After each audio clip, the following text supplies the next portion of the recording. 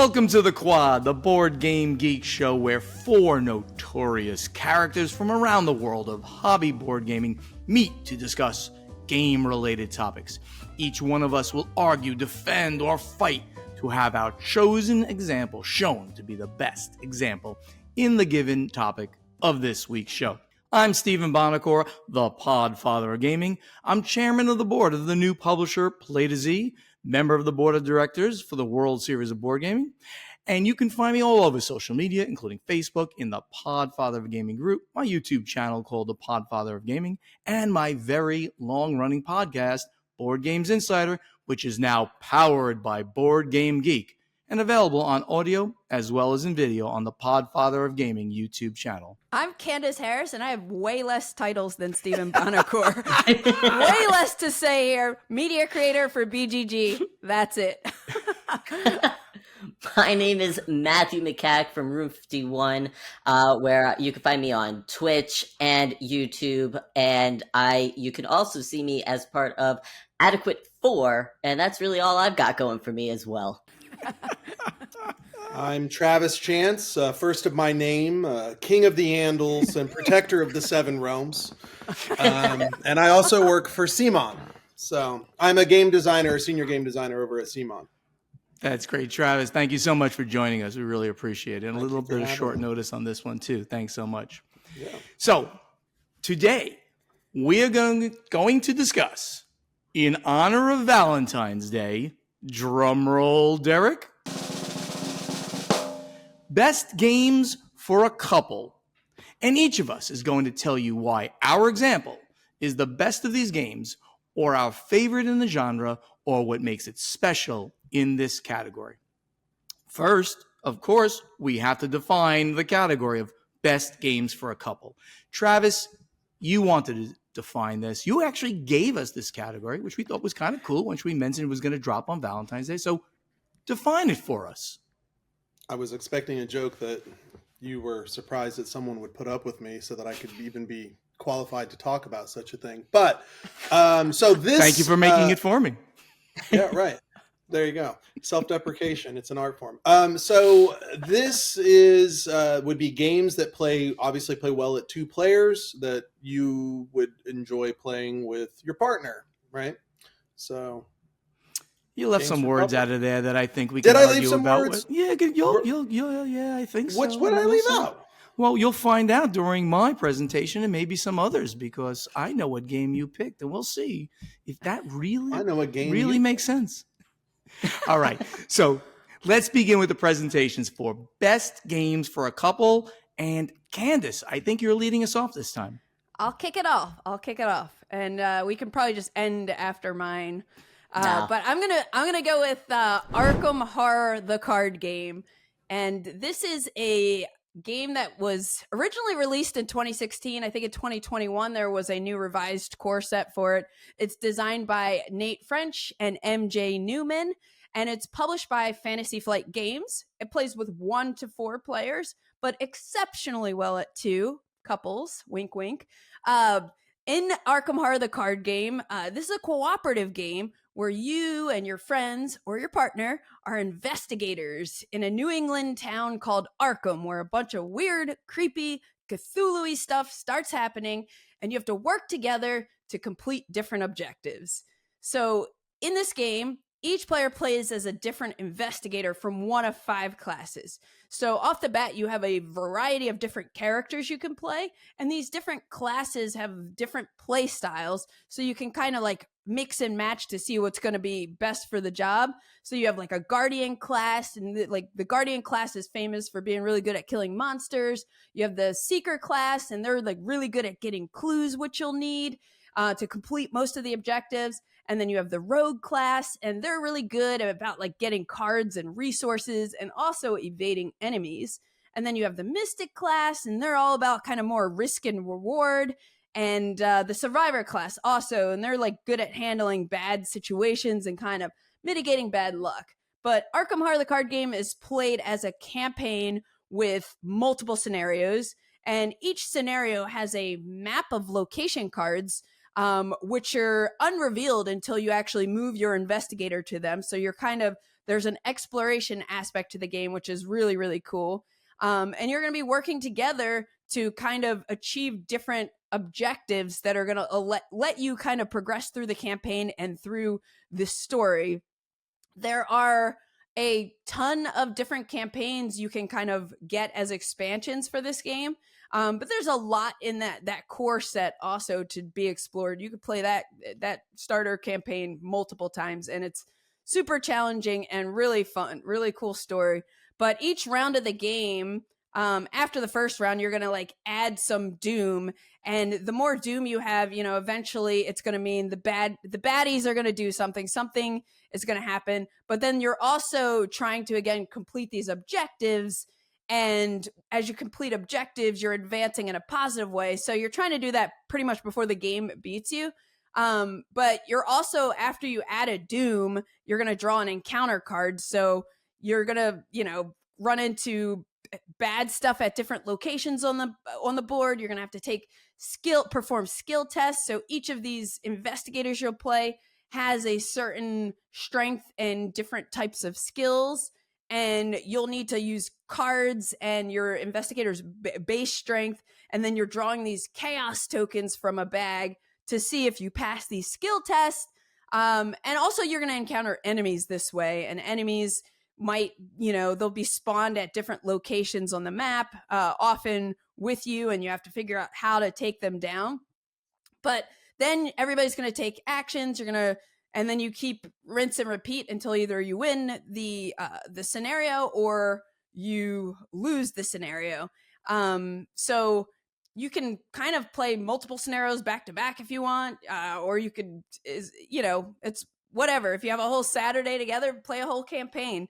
It'll be a blast. But I think this game is really great for couples because, number one, it's cooperative and you're working together. So it's like you don't have that whole like, oh, the feel bad of one person beating the other and then just like not having a fun evening after that.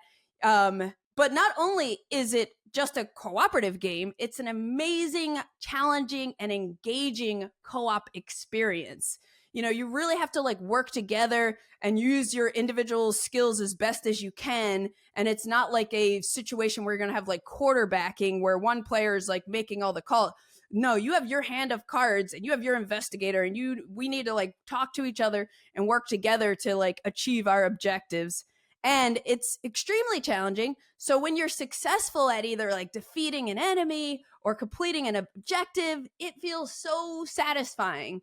And also, the narrative and story that unfolds every campaign is so cool. I'm so impressed game design wise what these designers are able to achieve with cards in terms of making it feel like you're really exploring a location and different things happen. And I haven't even played all of the campaigns, but I'm just so impressed with what I've seen already. I also really love the chaos bag mechanism. Instead of just like rolling dice or something to, you know, resolve skill checks, like this chaos bag is so suspenseful when you're pulling one of those tokens out. And it's like you can also vary up the difficulty level with them. And some campaigns and investors can change the contents of the bag mid-campaign, which is like really interesting. So this was a game that it wasn't appealing to me because of the theme. And I think after I played it eventually, I think Rodney is the one who said, you should check this out since I like Lord of the Rings, the card game. And I just like fell in love with this. My partner, Matt, is not a big board gamer, but he loves this too. So if Matt loves it, you know, every couple will love this. So Arkham Horror, the card game. Very convincing. Thank you. I'm sold. Has anyone played it? I have almost everything for it except for the last block that came out. Okay. I had played it. Yeah. I'm not as convinced as Travis is. I love this game and I think it's really great. I fail to see how this is a great game for couples specifically. I will say I enjoy playing this game mostly solo. For all those single people out there, great game to play on Valentine's Day. That's not the topic right now. That's not the but as for couples, I don't know. I don't get it. I don't see your angle here. And I will say that I have played this game with my wife who did not like it. So false. Everything you said was false. And I think that when thinking about couples, sometimes your partner might not be so into game, and I think that this one is a little bit more involved than other games where if your partner is not that much into games, might play a little bit with you here and there. This is not one I'm going to pull out. So yeah, Candice, sorry. We're going to have to continue this episode because wrong. So if you don't mind, let me go now because Please. Yeah, so because I have not fully played it. I've watched a little bit of play, so I don't have a deep understanding of the game, but I know it's a great game. Of everything I've heard about it.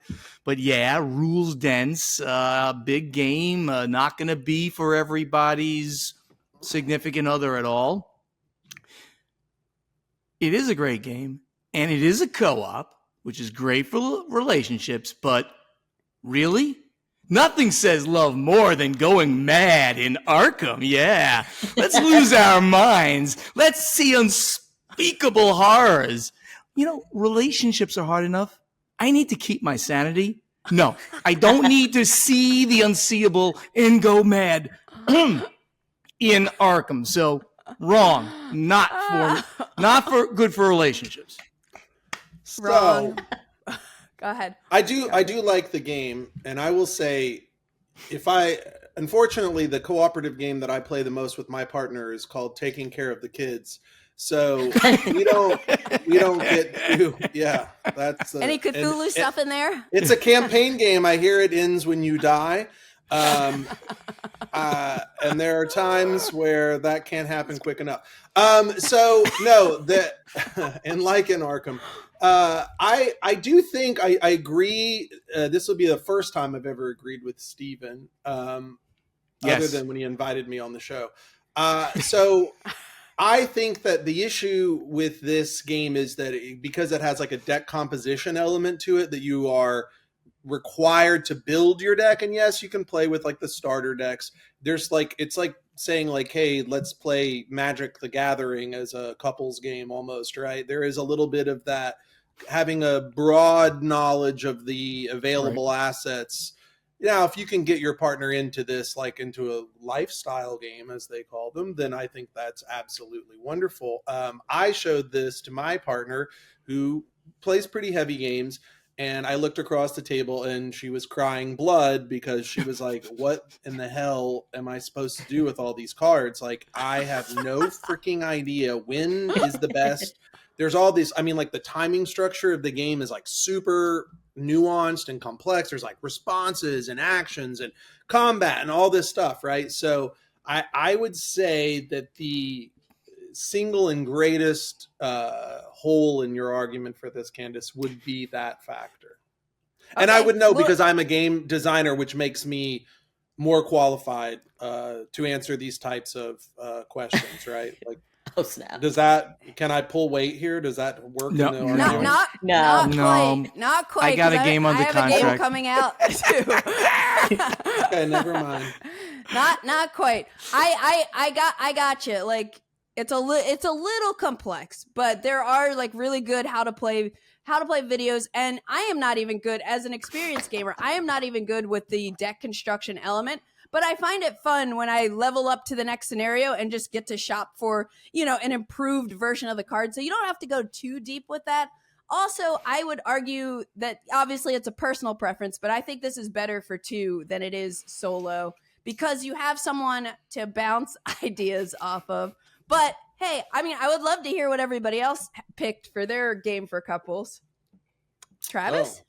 That's me. Oh, well, yeah, I picked one. It's based on a very classic romantic book.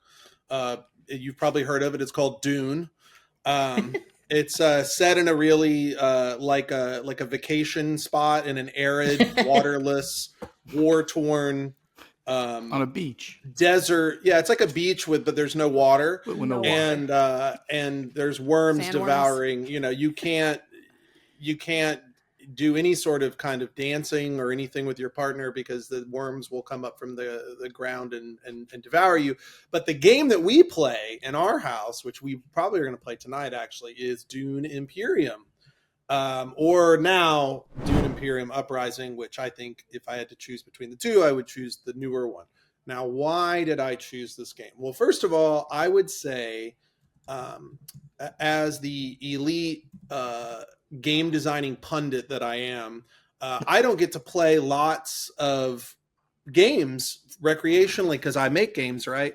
And when I do play a game, I am kind of cult of the news. So like I will go and I'll play a game I'll go through all the hassle of learning a game, right? Like some crazy, here's an Awakened Realms game. It took me like 5 days to figure out how to play this. And then I play it and I play it once and I'm like, I love it. It's in my top 10 and then I never play it again. Dune, on the other hand, I have actually played Dune Imperium over 100 times since its release in 2020. A little bit about the game. It is a deck building worker placement hybrid game from Direwolf, based upon the book movie franchise. I would say the likeness, the visuals of it is more based upon the movie because Timothée Chalamet is on some cards. And in the game, what you do, as we all know, this whole worker placement with a board or deck builder with a board thing is kind of popular right now. But this game, I think, actually is, I think it is deserving of all the credit it gets. It has my love as a fan of the IP. It has my love as a game designer. And almost every single time I play this game, I feel myself fully mentally and emotionally invested in the game. It is a very cutthroat game. It is a very competitive game. When I say cutthroat, it's not like nasty. There's not like take that elements, but it rewards like planning, strategy, and the way that the cards work in the game, like the relationship between the cards and how you're using them for two different things. Like, am I using them to place my character out or my workers out on the board, or am I saving them so that I can buy cards? It's a deck building game where you might only buy 2 cards the whole game. It's got a little area majority battle element in it at the end of every round. Victory points it's extremely scarce, even though it's mechanically abstracted. It feels very true to the source material. I think it is excellent. It is one of my favorite games about. Don't shake your head over there with your air traffic controller headphones on. It's called professional podcasting headphones. Go ahead, keep going. I don't know. I didn't do as good of a job of Candice as like explaining it. It's designed by Paul Denon, really great guy. I think Scott over at Direwolf, really great guy. They're great. The game is amazing, and I would never say no to playing this game. Never say no to playing this game. And the thing that I think that's interesting in terms of in my relationship is my partner is very competitive. She's very competitive. To give you a little story about her, when she and I got together the first time, she had never played any kind of modern board games. Her name's Lindsay. She works at Dice Tower. She's, in our little orbit of our world professionally. She sat down and I showed her a game of mine, a prototype of mine. And the first thing she said to me was, how do I win? Normally when you show a game to people, someone says, how do you win? Right? They don't make the assumption that they're going to win. They just want to know how a player would win. She's like, no, how do I win? And then proceeded to win. And so she's very competitive. And I admire that about her. I have curb stomped her in regular Dune for years. And now with the Dune Imperium Uprising, I've beaten her once and she's beaten me 6 times. And it's driving me freaking crazy because I cannot beat her. She wins in like weird ways. That's the other thing. You can just win in weird ways. You could buy a bunch of cards that just like combo together and you could like, I'm not going to fight. I'm not going to like play the resource game. I'm just going to do some little weird, corner case strategy that I cobbled together. So it rewards creativity. And I'm done because I know you guys are all going to poo-poo on my favorite game over here. I can already see Bonacor, the little horns growing out of his forehead. So go ahead, have at it. Destroy me. I'm ready. First of all, very importantly, I'm glad that you recognize how much You got smarter horns growing out of your Lindsay is than you. I mean, because I know her well, and she is. And I'm glad you recognize that she's a better game player than you, because I know her, and well, yeah, she is. Right. But moving on from that, leaving aside if this is a good game or not, and it is, but thematic, no. And this is, by the way, this is the same criticism I gave when Candice picked it as her best. I forgot the category it was in. Or you did deck building or something? Might have been deck building, right? It was something. I forgot. It's not thematic. I don't care about the characters. You got to be like idiot savant of the Dune universe to like care about these characters, these cards. No one does. The worker placement is not thematic. It's like I put a worker there and this function happens. There's no like nice art on the board that tells me what I'm doing. And the whole point system, 10 points. It's like every point. For a relationship, I guess you got to be very competitive with your partner here, because you're going to be eking out point by point. And no, this is not a good relationship game. Not even close. This is going to hurt relationships unless, I guess, you recognize how smart your partner is and she beats you all the time. So, I mean, in that regard, it's perfect for you. I agree. I'm again not seeing the romance here. Like where is I don't see the romance in Dune Imperium. I think again the game is fantastic. And once again, just like with Candice, not for this category. Like, I don't know. Nobody knows where to put this game. So that's my biggest criticism for right now for everybody. So Travis, Dune Imperium is amazing. I haven't played Uprising yet, but I've heard the same thing that is supposed to be like people are liking that better. So I love Dune Imperium. So my only bit of beef with having it on this list is that I haven't played it nearly as much as you. I think I played it like 8 times, and I played it at all player counts, and 2 for me was the worst. Like I felt more tension playing the solo game with the bot. Like something about the 2-player game didn't jive for me than all the other player counts. So that's my only argument, is that I would not play Dune Imperium with 2. I would play it at any other player count. I love it. I would play it any day, but that is it. But it's an awesome game. It's one of my favorites too. Fear is the mind killer. It's the little death that leads to obliteration. So, and you guys are all cowards. Are you? What do you like? You like Socrates over here? Like, Nietzsche? You like trying to like these philosophical statements? And who calls it the Dune universe and not the Duneverse? Come on, so your opinions are automatically. So I right, you get sandworm. I respect. First of all, Matthew, I appreciate that your rebut was only like 9 seconds long, which means that I am right. Right, that was a very well thought out 9 seconds. Candice, I feel like you and I are teaming up, and I appreciate the $20 before the Venmo $20 to agree with you before the show started. Steven, my eternal, I don't know what I did to you in a past life to deserve knowing you in this one, but I'm giving you and CMON a little plug here because I played this. Lindsay and I played this weekend, and though she did have blood straining out of her eyes because of the complexity, she enjoyed it. I think, and Candice, I will honor your comment because the 2-player game is quite different than a 3 and 4-player game. I will say that I think that the deck, the 2-player AI deck, or the app, if you use it in the new one, is much better. Intense. It is hard. We actually we had a bet. We were like, all right, we had a bet the second to last time we played it, and we're like, whoever loses has to rub the other person's back for an hour, and the game won. So neither of us got it back. The game swooped up and crushed us out of nowhere. So yeah, very good. I think the game is excellent. And in our home, where we are not cowards and we are brave Walking Dead type, we're in a Rick Michonne type relationship, Lindsay and I. So I wouldn't expect the rest of you to understand what I'm talking about.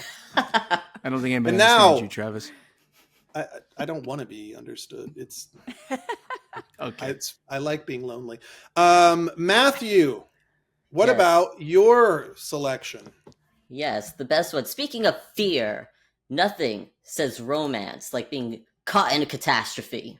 So, my pick is Subterra, which is a 1 to 6 player game designed by Tim Pinder, publisher. Well, there's been a few publishers, but I think the latest one is Inside the Box Board Games. Now, so this is a cooperative style game as well, and you are essentially cavers who have been dropped down into this cave, and you're submerged in this cave that bunch of things are happening. There's you have your flashlight going, but it's kind of like starting to flicker. You're losing battery in that flashlight as you're going through the darkness. There are certain like creatures that are coming out. There's floods that are happening and tremors. And why is this romantic? Now, I will tell you. Because number one, so you could play it at, like I said, 1 to 6. So you could play it at 2 players, which I think is actually the best player count to play this at. But you could have more players for the polyamorous folks out there. So I think that is really good. And you really are working together to beat the odds and actually be able to escape altogether. Now, with relationships comes sacrifice.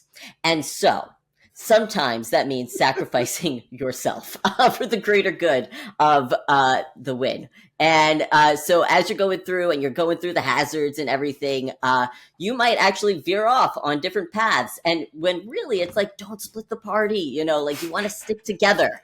But then my wife usually will go off in some other direction and leave me to the darkness. And I'm just like, but why? And then either her or I will find the exit, and now the other person is all the way in no man's land. And the thing that I really love about this game is that you can actually heal each other. And there are different special abilities and asymmetrical powers that you can all use and utilize to each other's benefit. And your powers can help your comrades in this game, or your partners. You could do a double date with this game. It's great. Or triple date even. And so you were playing, and I love that it's like, okay, should we stick together? We're trying to flip over tiles here and explore this cave to ultimately find the exit. But there are real threats involved that are trying to tear us apart. Can we stick together and survive against all odds? And I love that. I think it's romantic, and I think it's a fantastic game. And the theme, unlike Dune Imperium, is all over the place in this one. And so that is my game, Subterra, case closed. That just sounded like a watered down version of Arkham Horror the card game. Everything you're saying, oh, you can help your person. Oh, sometimes we get separated. We have to deal with that. That is all stuff that you're doing in Arkham Horror the card game, but having a more immersive narrative story, Matthew. I'm sorry. No. I don't want to be trapped in a cave. I don't want to. I'm claustrophobic. You'd rather be eaten by a freaking ugly monster? I don't understand. But this one is actually digestible rules. You can learn as you play the game. You can actually play. I'm not a coward. I'm not a coward. Neither am I. That's why I'm going down in the cave, baby. You did just say you were claustrophobic, and now you're saying you're not a coward. That was a bunch of gobbledygook. Dune Imperium is the best game ever. And then I will say that the used car salesman approach of like, hey, you could play with 1 couple, 2 couples, 3 couples, thruples, like all that. That's great. I like that angle. But I've never played this game. I do remember the box cover. I know the box cover just from you, and it reminds me of like that movie The Warriors or something. Like it's got like kind of this, right? It's got like almost like a 80s spray painty type like graffiti, a little bit, yes. font. Right. So I cannot personally dissuade anyone watching this from playing the game because I've never played it, but the idea of like spooky spelunking sounds way less cool than Arkham Horror or the Duneverse. Steven, the Duneverse. It sounds like I don't know. Like if the only thing that could sound maybe less scary if you said like scary yard work, it would sound more ridiculous.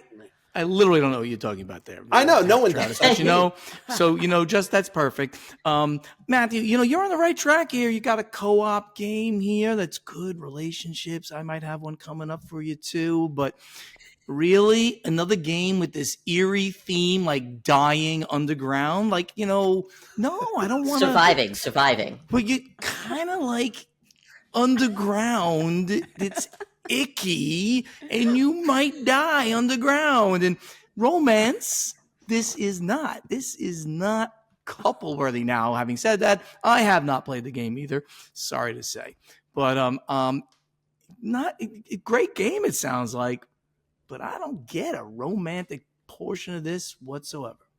So, all survival movies have the great romance in it. Oh, do they? Really? Yes. Are you sure? That's what I'm saying. Usually one of the lovers dies in Have you survival seen movies. the movie Descent before? Which is literally about like spelunking, like women spelunking, and then like they're I have not. being systematically killed by weird vampire hybrid people. No romance. No, I haven't seen that No one. romance. But that's not what this game's about. So So, I think I have Travis all tongue tied, and Yep. so my pick is the clear winner here. You But do. Bonacor, what is your trash that you have to talk about? no, thank you. Thank you so much. Perfect introduction. I appreciate it. Well, my game, which is the best for couples, is Exit the Game. The series called Exit the Game, then having a unique title for each one of the series. Originally published in 2016 by Cosmos, the designers of the acclaimed team of Inca and Marcus Brand. They've done hundreds of games. Most popular Exit itself and all of its incarnations. Village, which is a Spiel of the Jar winner. Several very highly rated roll and writes as well. The mechanics for this game is cooperative game. Categories: deduction, puzzle, real time of sorts, and it depends on which one in the series. Plays 1 to 6, plays in 45 to 90 minutes, and it's for ages 12 plus. As I said just now, this is a series of games. Almost 50 in the line at this time. It's a series of cooperative games, and it began in 2016 with a few games that year, the first of which was Exit the Game, The Pharaoh's Tomb. Players, the couple, must use their team, relationship spirit, creativity, and powers of deduction to crack codes, solve puzzles, and collect objects, and earn their freedom bit by bit. Puzzle games, these exit games, are modeled after escape rooms, so that's where you got to get your freedom out of the room. But one of the coolest things about this, unlike all of y'all's other games is there are no rules. You just start playing. Nothing better for a relationship than to not have your partner sit through a long, dull rules teach. And you're all dull at teaching rules, you are. You just get a bunch of pens and pencils, some paper, a scissors, keep it close by, and you're ready to play the game.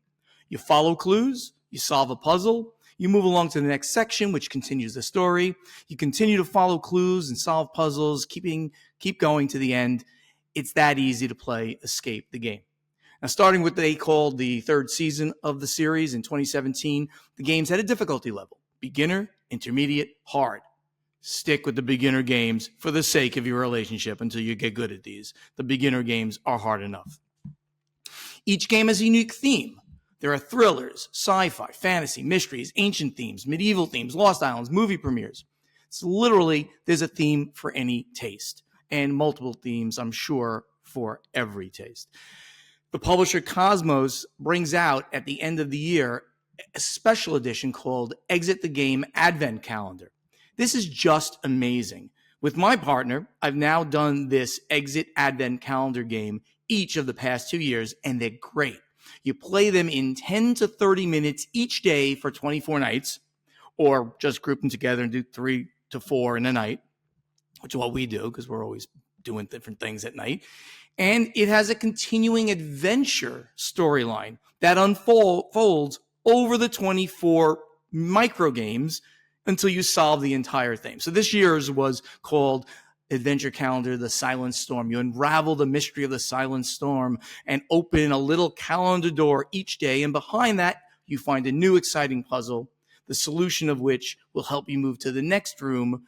And you follow all of the clues until all 24 puzzles are solved and you save Christmas. You can play this one, and it's almost meant to play this one with your kids as well. It's beginner level, but some of those puzzles are not that easy. And there are other games in the Exit series for kids too, if you wanted to go in that direction. But back to couples, there are ones on air travel, amusement parks, museums, spooky mansions. It just keeps going. Sherlock Holmes themed games and mega IP themed games like, guess what? The Lord of the Rings, Shadows over Middle-earth. My absolute favorite. And not Dune because nobody cares. Okay, there's even one for teams. There you go. You can have it and play it with teams. And guess what? It could be you against. So you could play it non-cooperatively as well. It was called Prison Break. Normally, I would explain a game turn at this point. But as I said, there's no turns. Every game plays different. You just read the thematic nature. You follow clues. And those clues can be anywhere in the materials, on the box, under the box. Be careful. Clues are everywhere in these games. In conclusion, the game. No, the series of games is just genius. First of all, there's 50 of them. Pick a theme that speaks to you and your partner and go. I've given you 50 games. The rest of you gave one. These are cooperative. You need to cooperate in relationships, not compete. Travis, these games will improve your relationships. And best of all, there are no rules. Don't make your partner suffer through listening to your bad rules explanation. Just start playing the game. Your partner will love you more for this. We're a better community of gamers. We're a better community of gamers and foster better, stronger relationships because of Exit the Game series. Your Honor, the defense rests. Okay, I gotta get in here. Sorry, I gotta just jump right in here. First of all, did we all hear and notice that it's called Exit the Game, but it's really just a puzzle, like an escape room puzzle? Oh, there are no rules because it's not a game, but we want to put the name The Game to make people think it's a game. So this isn't even valid for this list, Mr. Bonacore. Oh. I like that your game's name is what people do when they break up. Like, that's great. Exit the relationship. The game. Right. Bonacore. Oh my gosh. What is it? Are you taking money on the side from Cosmos? That was like 25 minutes. That was crazy. And you already naturally cooperate in relationships. What you like? My girl Lindsay and I aren't like fighting like barbarians in our home. Like we're cooperating on a constant basis. We're working together. That's why it's nice to sit down and play a competitive game where we can set aside that part of who we are and we can be peers with one another in a different way instead of this hand-holding daffodil nonsense that you're talking about. And then what is this? It's a great game. It has no rules. I love this. Sit down in a complete state of confusion and just hope to find stuff that might be glued to the bottom of the box. It sounds great. It really does. I don't know how this one slid past my radar for almost the last decade. I will say your speech is, and Matthew called me out. Like I just kind of, I'm the king of shooting from the hip here, and your sales pitch was, my goodness gracious, it was great. He is taking money from Cosmos, huh? He is. Cosmos sent me $100. You only got 20 from Matthew, so there you go. You are no, I got 20 from Candice. Yeah. Yeah. But yeah, and I don't know. Like, I mean, it sounds also like narratively, it's not as good as Arkham. So, like, if you're saying, oh, it tells a story, the Arkham game is like really does a good job of telling a story. I just Venmo'd you another 20, Travis. Thanks. Hey. Oh, wait a minute. Hold on. Why is Cosmos asking me for $20? What's going on? I don't know, Steven. gosh. I have eternal love and respect for you, but I just don't buy it. And what is this? You played 24... So they found a way to make the game even less of a game by making it a 10-minute version that you stretch out over a month. It's Is awesome. is this like 8-minute abs, the board game? Like, what is this? I wish I could do 8-minute abs. Yeah. It works. It know. really works. Well, I have not gotten paid from anyone. And I will say that unfortunately Bonacor's pick was the second best here, because obviously mine was the first best. I actually almost picked Exit or Unlock. I think I actually like Unlock a little bit better because there is more story involved than Exit is. But needless to say, I like the whole Exit thing. Number one, I am a fantastic teacher of board games, and I am very engaging. So do David.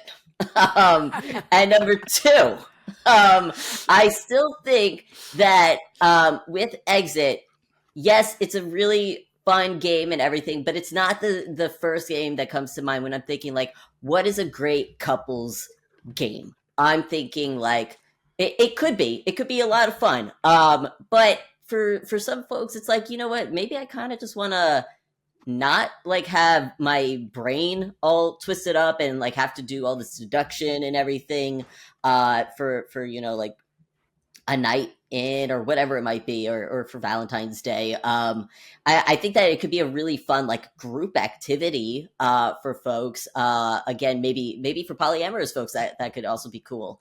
But I see it more of like a friends, not necessarily like a romantic relationships game to play. So that's really why I didn't pick it. Though I think it's fun. I think that the Advent thing, I know Travis was hating all over it, but I think it's a cool idea, even though I didn't try it. But yes, my vote is that you're wrong, but also I liked your pick. Well, I didn't know we were going for activities. The best Right. activities are Exactly. cool. I thought we were doing It is a Hey. game. It just happens to be streamlined. Ooh, you can Show you can your read partner you love them this Valentine's Day by confusing the hell out of them with this rulesless box of nonsense and mysteries. It. Wow, that is awesome. I'm sold. Simulate early onset dementia by not knowing what's going on as you rifle through cards, hoping to not reveal the wrong one. I believe, as we established earlier, you're not the smart one in your relationship. Ergo, you would not be good at exit-style games. That's all. Okay, Lindsay says that she's the smart one and I'm the fast one. there we So go. that's the breakdown of responsibilities. I'm in charge of speed. Okay. So today we tackled the very difficult topic of best games for a couple.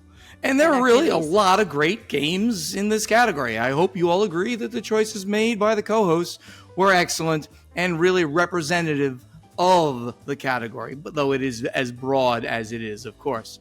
What do you think? Tell us in the comments for the show. Agree, disagree, say Travis Chance does not deserve to be here with this illustrious group. Let us know what you think in the comments below. But whatever you do, please like and subscribe to this YouTube channel. And just in case you've forgotten, I am Stephen Bonacor, the podfather of gaming. And I'm Candice Harris from BoardGameGeek. I'm Matthew McCack from Room 51. And I'm Travis from CMON. And we hope to see you here next time on The Quad.